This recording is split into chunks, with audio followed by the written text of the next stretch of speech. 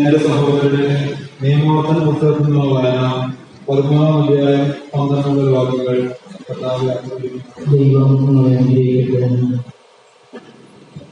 നിങ്ങൾക്ക് വസിക്കാൻ നിങ്ങളുടെ ദൈവമായ കർത്താവ് തന്നിരിക്കുന്ന പട്ടണങ്ങളിൽ ഏതിനെങ്കിലും നിങ്ങളുടെ ഇടയിൽ നിന്ന് പുറപ്പെട്ട ഹീനരായ മനുഷ്യർ ചെന്ന് നിങ്ങൾ അറിഞ്ഞിട്ടില്ലാത്ത അന്യദേവന്മാരെ സേവിക്കാം എന്ന് പറഞ്ഞ് പട്ടണ നിവാസികളെ വഴിതെറ്റിച്ചതായി കേട്ടാൽ അതിനെപ്പറ്റി അന്വേഷിക്കുകയും പരിശോധിക്കുകയും സൂക്ഷ്മമായ വിചാരണ നടത്തുകയും ചെയ്യണം.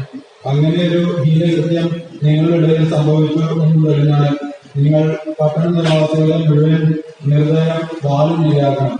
ആ പട്ടണത്തെ സകല ജീവികളോടും കൂടി നശിപ്പിക്കണം. അവിടെയുള്ള സമ്പത്തെല്ലാം പൊതുസ്ഥലത്ത് കൂട്ടിയിട്ട് ആ പട്ടണത്തോടൊപ്പം ദഹനബലിയായി നിന്റെ ദൈവമായ കർത്താവിനെ അർപ്പിക്കണം. അത് എന്നേക്കും ഒരു നാശകൂമ്പാരമായിരിക്കും. അത് വീണ്ടും പണിയപ്പെടരുത്. ശപിക്കപ്പെട്ട ആ വസ്തുക്കളൊന്നും എടുക്കരുത്. അപ്പോൾ കർത്താവ് തന്റെ ഉഗ്രകോപത്തിൽ നിന്ന് പിന്തിരിഞ്ഞ് നിങ്ങളോട് കരുണ കാണിക്കും. നിങ്ങളിൽ അനുകമ്പ തോന്നി നിങ്ങളുടെ പിതാക്കന്മാരോട് വാഗ്ദാനം ചെയ്തിട്ടുള്ളതുപോലെ നിങ്ങളെ അവിടുന്ന് വർദ്ധിപ്പിക്കും. അതിനുവേണ്ടി നിങ്ങളുടെ ദൈവമായ കർത്താവിന്റെ വാക്ക് കേൾക്കുകയും ഞാൻ നൽകുക അവിടുത്തെ എല്ലാ കൽപ്പനകളും ശ്രദ്ധാപൂർവം പാലിക്കുകയും നിങ്ങളുടെ ദൈവമായ കർത്താവിന്റെ മുമ്പിൽ നന്മ മാത്രം പ്രവർത്തിക്കുകയും ചെയ്യണം. 6-ാം അധ്യായം 1 മുതൽ 10 ഉൾപ്പെടെയുള്ള വാക്യങ്ങൾ ഒരു വാക്യം. പരസ്പരം സഹായിക്കുക.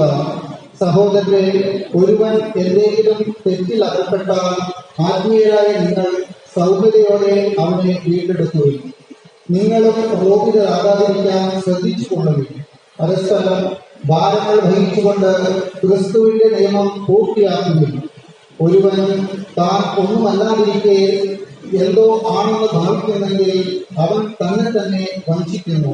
എന്നാൽ ഓരോ വ്യക്തിയും സ്വന്തം ചെയ്തികൾ വിലയിരുത്തട്ടെ. അപ്പോൾ അഭിമാനിക്കാനുള്ള വക അവരിൽ തന്നെ ആയിരിക്കും, മറ്റുള്ളവരിൽ ആയിരിക്കുകയില്ല. എന്നാൽ ഓരോരുത്തരും സ്വന്തം ഭാരം വഹിച്ച് മതിയാവും. വചനം പഠിക്കുന്നവർ തനിക്കുള്ള എല്ലാ നല്ല വസ്തുക്കളിലെ പങ്ക് തന്റെ അധ്യാപകൻ നൽകണം. നിങ്ങൾക്ക് വ്യാമോഹം വേണ്ട. ദൈവത്തെ കബളിപ്പിക്കാനാവില്ല. മനുഷ്യൻ വിതയ്ക്കുന്നത് തന്നെ തൊഴിൽ.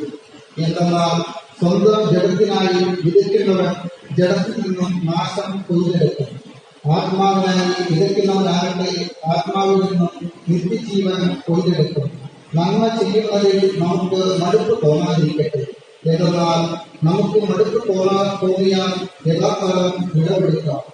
ആകയാൽ നമുക്ക് അവസരം ലഭിച്ചിരിക്കുന്നത് കൊണ്ട് സകല മനുഷ്യർക്കും പ്രത്യേകിച്ച് വിശ്വാസത്താൽ ഓരോ കുടുംബത്തിൽ അംഗങ്ങളായവർക്ക് നന്മ ചെയ്യാം.